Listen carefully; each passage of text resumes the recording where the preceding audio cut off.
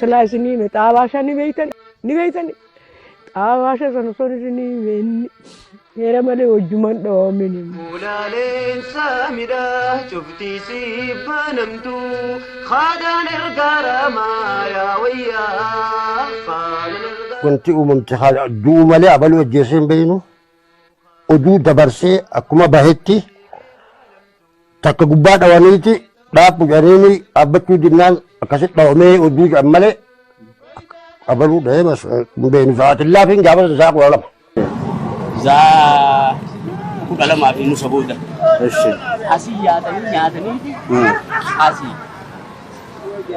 Namichi hirgaa jedhanii tokko jira. Asiini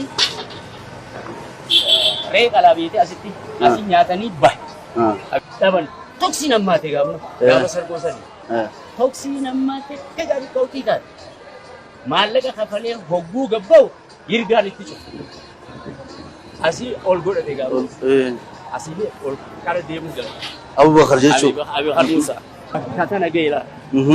Hogguu bakka kana ga'e achi maanne jeen dura. Abubakar ne jeen. Achirraa yaa'u ነው በለው hajoota jalaala achirraa foofu. Wattaaddartichi jechuudha. Wattaaddartichi. Maallaqa eegan asitti isaan. Ganzab ministeerii gaafa sana asii. Dhugaa kana dhawan. Dhugaa dhawan asitti.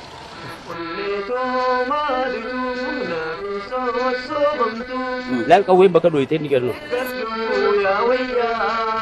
Dhugaa nuti ichi gabbaanu nu dhorkan. Waraabessi halkan asii fuudheeti harkisee ichi geeffatu.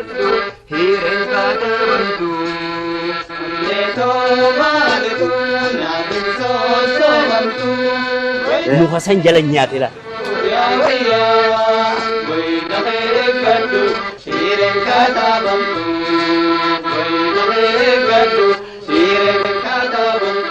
Gadriifinni mana kiyya finneetuma mana kiyyaa fuuneemmaas muummee sharifaa jedhanii jiran gola keessa isa bira geessine maaliif achi geessine nuti wanta laaxeedha warraas hin qabnu diriis hin qabnu afooshaa takkaas hin qabnu tanaaf jecha jaarsa san yaammadheetiin jaarsi san naman kadhatee achi ammaas nama huliillee itti hidhannee waliin gadi dhufne.